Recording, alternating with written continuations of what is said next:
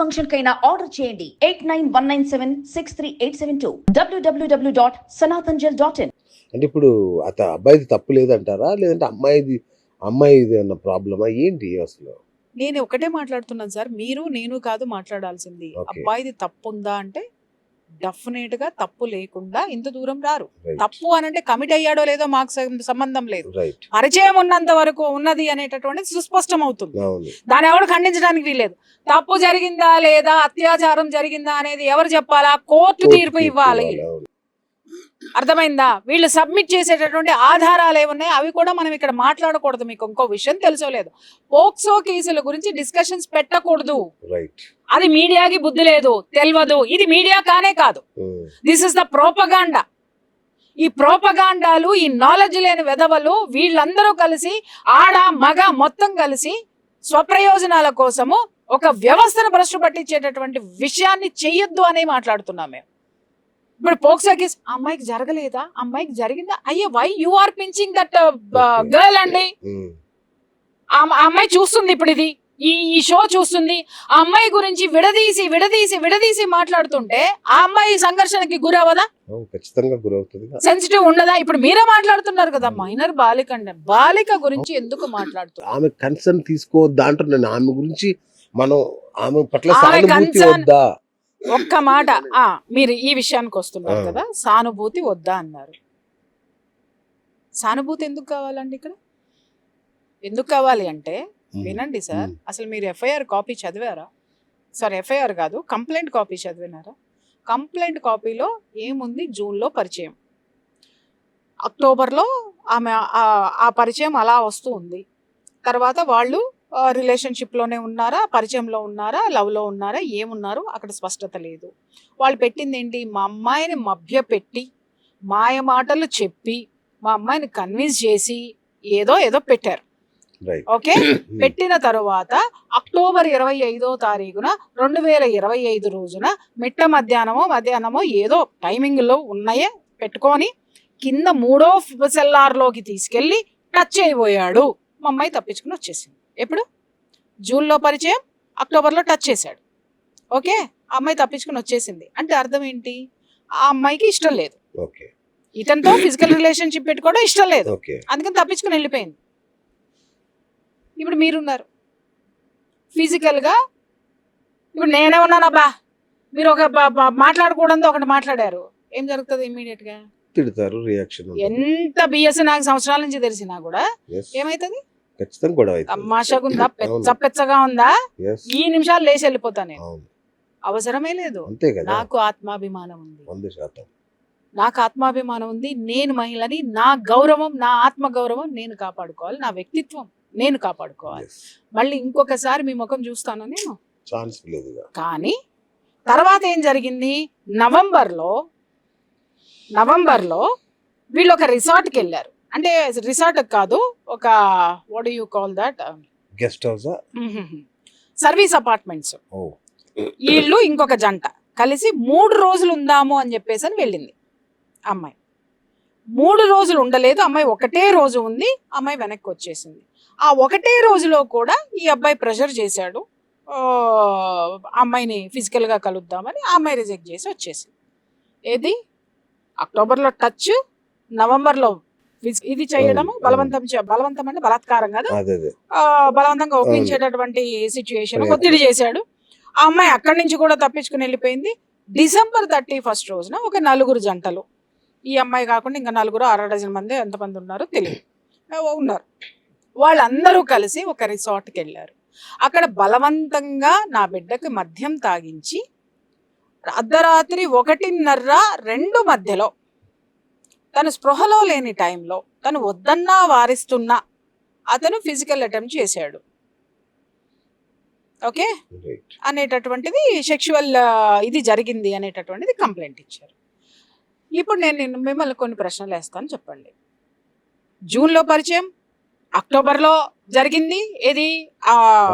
అమ్మాయిని టచ్ చేయడం, రిజెక్ట్. నవంబర్లో అక్కడికి గెస్ట్ హౌస్ తీసుకెళ్ళటం, రిజెక్ట్. డిసెంబర్లో కమిట్మెంట్. కానీ ఈ డిసెంబర్ 31 నుంచి కొంచెం వెనక్కి వెళ్ళండి మీరు. వెనక్కి వెళ్ళినప్పుడు అక్కడ ఏం జరిగింది? మొత్తం అంతా కూడా ఈ రిజెక్షన్కి ఈ గెస్ట్ హౌస్ కి సర్వీస్ అపార్ట్మెంట్ కి December 31st కి మధ్యలో శ్రీశైలం వెళ్ళారు, సకుటుంబ సపరివార సమేతంగా అరుణాచలం వెళ్ళారు, తిరుపతి వెళ్ళారు. వీటన్నిటి చోట కూడా ప్రోటోకాల్ దర్శనాలు జరిగాయి. ఓకే. ఓకే, సకుటుంబం అంటే ఎవరెవరు? అమ్మాయి తల్లి, తండ్రి, ఈ అమ్మాయి, అతగాడు, అచ్చా, అబ్బాయితో బండి కలిసి. సంజయ్ కొడుకు. ఓకే. ప్రోటోకాల్ దర్శనాలు. ఓకే. ఇంకా మీకు సంచలన Obviously. విషయాలు చాలా తెలుస్తాయి, మీరు వెయిట్ చేయండి. మీరు అన్నారు కదా సానుభూతి, అప్పుడు సానుభూతి ఎటుకెళ్తుందో మళ్ళీ మాట్లాడుకుందాం మనం. ఇంకొక ఎపిసోడ్ ఖచ్చితంగా మీకు ఇంటర్వ్యూ ఇస్తాం. ఖచ్చితంగా. అబ్బో, సంచలనాలు డెఫినెట్ గా ఇస్తాను సార్. ఓకే. సానుభూతి మీరు నాకు చూపిస్తారో, నేను మీకు చూపించాలో, మనం మీడియాకి చూపించాలో, మనం Yes. జనాలు చూసి మనం సానుభూతి వాళ్ళకి చూసి పడాలో. ఓకే. ఖచ్చితంగా వాస్తవాలు బయటకు వస్తాయి, చూద్దాం. అంటే ఓకే, వినండి వినండి వినండి. రైట్. ఏమండి, ఒక వ్యక్తి మీ పట్ల ఈ అమ్మాయి విముఖత చూపించినప్పుడు, 2 సార్లు ఇలా జరిగినప్పుడు, వీళ్ళు ఇన్ని తీర్థయాత్రలు పుణ్యక్షేత్రాలకు ఎలా వెళ్ళారు? నాకు సమాధానం చెప్పండి. అంటే ఈ మొత్తం ఎపిసోడ్ లో మ్మ్. లవ్ మ్మ్. అనేది ఒక కనెక్షన్ ఉంది. అంటే లవ్ చేస్తున్నాను అని చెప్పుండొచ్చు అబ్బాయి. నా అజంప్షన్, నా ఊహ. మ్మ్. లవ్ ఊహ చేస్తున్నప్పుడు కాదు, వాస్తవమే అనుకుందాం అదే పోనీ. వాస్తవం అనుకుందాం. లవ్ చేస్తున్నాను అని అన్నాడు. మ్మ్. సో లవ్ చేసినప్పుడు ఆబ్వియస్ గా అబ్బాయిలు వాళ్ళని అడగడం, మ్మ్. వాళ్ళు రిజెక్ట్ చేయడం, ఒప్పుకోవడం, ఇలాంటివన్నీ జరుగుతుంటాయి. ఓకే, సో మళ్ళీ లవ్, సారీ చెప్పొచ్చు. లవ్. మీరు మీరు ఆ లైన్ అండర్లైన్ చేసుకోండి, ఆ 4 అక్షరాలు. సో రిజెక్ట్ చేసినా మళ్ళీ మళ్ళీ కలుసుకోవడం, వాళ్ళు నువ్వు మాత్రం ఆ విషయం నన్ను అడగొద్దు, మనం ప్రేమలో ఉందాం, పెళ్లి చేసుకున్నాక ఇవన్నీ చేసుకుందాం కావాలంటే అని కూడా చెప్పొచ్చు. మ్మ్. ఆ ప్రేమ అట్లా కంటిన్యూ అవుతూ ఉండొచ్చు. మ్మ్. ఓకే. మ్మ్. ఈ అబ్బాయి మరీ డెస్పరేట్ గా కాకుండా మ్మ్. అడిగి ఉండొచ్చు, మ్మ్. ఆమె రిజెక్ట్ చేస్తూ వచ్చి ఉండొచ్చు, ఫైనల్ గా మ్మ్. వాళ్ళు చెప్పినట్టు జరిగి ఉండొచ్చు కూడా. మ్మ్. There is a chance. ఎందుకంటే 31st నైట్ ఫుల్ గా మ్మ్. బేహోష్ అయి ఉంటారు జనాలు కాబట్టి మేబీ జరిగి ఉండొచ్చు కూడా మ్మ్. అనేది నేను మ్మ్. అల్లుకున్న స్టోరీ. మీ ఇప్పుడు సానుభూతి, మీ సానుభూతి అద్భుతంగా ఉంది. Thank you. ఓకే, సానుభూతి అద్భుతంగా ఉంది. God bless you. నెక్స్ట్ విషయానికి వస్తాను. రైట్. ఇది అయిపోయిన తర్వాత 31st అయిపోయిన తర్వాత అబ్బాయి హోష్లోకి వచ్చి జరిగిన తప్పు ఏంటి తెలుసుకున్న తర్వాత, నేను తప్పు చేశాను, నన్ను క్షమించండి అని చెప్పేసి అని ఆ పిల్ల దగ్గరికి వెళ్ళి, నో నో నో, నువ్వు మైనర్వి కాబట్టి మేజర్ అయిన తర్వాత మనం పెళ్లి చేసుకుందాం, మనం కలుద్దాం, అప్పుడు మళ్ళీ కొత్తగా ప్రేమించుకుందాం అని కొత్త పాట మొదలు పెట్టాడు. రైట్. మా అమ్మాయిని మర్చిపోమన్నాడు. మా అమ్మాయి రిజెక్షన్, డిప్రెషన్లోకి వెళ్ళిపోయింది. స్టేట్మెంట్. ఇంకొక స్టేట్మెంట్ వండర్. ఇక్కడ మీరు జాగ్రత్తగా వినాలి. ఓకే. తర్వాత వాళ్ళ మదర్ కి మెసేజ్లు పెట్టాడు అతను. ఏమని పెట్టాడు అని అంటే, నా వల్ల తప్పు జరిగింది ఇలాగా. అంటే అక్కడ ఫిజికల్ అసాల్ట్ ఉందని లేదు అక్కడ. అచ్చా. నేను ప్రెషర్ చేశాను, అదే ప్రెషర్ తెలియదు, లవ్ చేయమని ప్రెషర్ తెలియదు, మీరు అన్నట్టు లవ్ లో బాగా గాఢంగా ఈ దరిద్రాలేమో అక్కడ వివరాలు లేవు.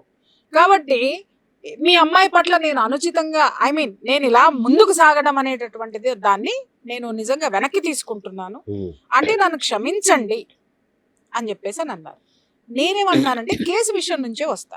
మీ అమ్మాయిని చేసేసాను, నన్ను క్షమించండి, నేను ఇప్పుడు తూచు, తర్వాత మళ్ళీ కలుసుకుందాం, బాయ్ బాయ్ అని ఒక తల్లికి బిడ్డని చెరిచానని చెప్పి ఒకడు మెసేజ్ పెట్టాడండి.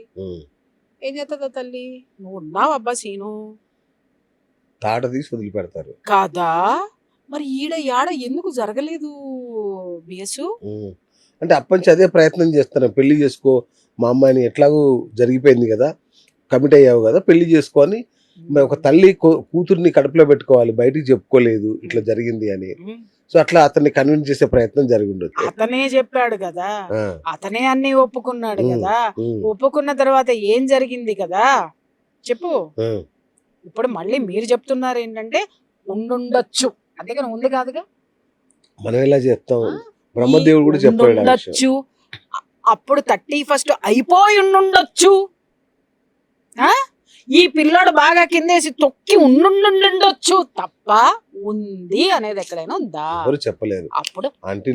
అప్పుడు మాట్లాడదాం బిఎస్ గారు. అర్థమైందా?